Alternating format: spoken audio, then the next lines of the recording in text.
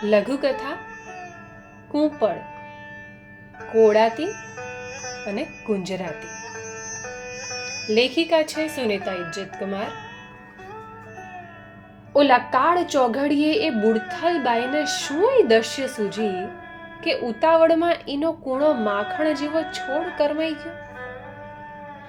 જ્યારે કોઈ કૂડી ઉઠેલા છોડને જોઉં ત્યારે મને તાજપરનો ઓલ્યો સુખો યાદ આવે. હું જે ગામડે રહેતી હતી, સુખો ત્યાંનો મારો પાડોશી. ગોમતી એટલે સુખાની ઘરવાળી. ગોમતીનો ગગો તો હજી કાખે જાલિયા જેવડો નહોતો થયો, એવામાં અચાનક ઉપરવાળાએ ગોમતીની દોરી ખેંચી લીધી. તેડું આવ્યું એટલે ગોમતી તો ભગવાનને વાલી થઈ ગઈ. હે, તમને નથી લાગતું કે ભગવાને ઓલા નાનકા છોરા સામું તો જોવું જોઈતું હતું? આપણે પણ કોઈના તેડા આવે તો શું આગળ પાછળનું વિચાર્યા વિના આમ કોઈના વાલા થઈ જવાય? પુરુષ જાતથી ઘર સંસારની જંજાળ અને એમાંય આવડું ધાવણું છોરું કેમ સંભાળી શકાય? કદાચ એટલે જ સુખાએ એક દી એવો તો હલ કાઢ્યો ને મારી કને આવીને કહેવા લાગ્યો, બેન, નિંગાળે ઓલા માલા બાપુની દીકરી હારે મેં તો પરણવાની હા ભણી દીધી છે. લ્યો, હું તો આ ઉપડ્યો. કહેતો ગાડામાં ગગાને બેસાડી ભાગ્યો નિગાડા ભણી.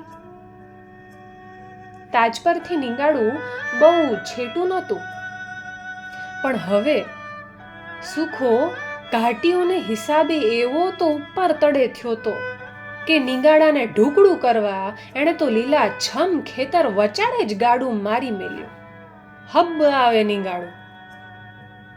ખેતર વચાડ પહોંચતા જ એની નજર ભોં પર પડી.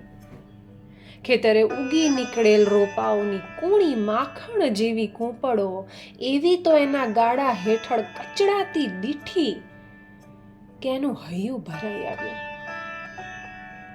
સુખાએ લાગલું જ ગાડું પાછું વાળીને હાકી મેલ્યું. પોતાના ગામ ભણી. તાજ પરના જાપે પગ મેલ્યા કેડે જ એને હાશ થઈ. જાણે પોતાના કૂણા કૂંપળને એણે કચડાતા બચાવી ન લીધું હોય. તે ઘડીને આજનો દી સુખાએ ગગાને એવો તો કાખમાં ઝાલ્યો કે બધી મુસીબતો તો જાણે એના પગના તળિયા ચાટે. એકલ પંડે એવા તો બે અવતાર ધર્યા કે કદી ગગાને માની યાદ આવવા દીધી નથી. હે, આવી દશ્ય બુન્ને સૂજી હોત તો એના કોડાતા છોડે બેઠતા રતા મોર આમ વારે વારે ગુંજરાત થોડે.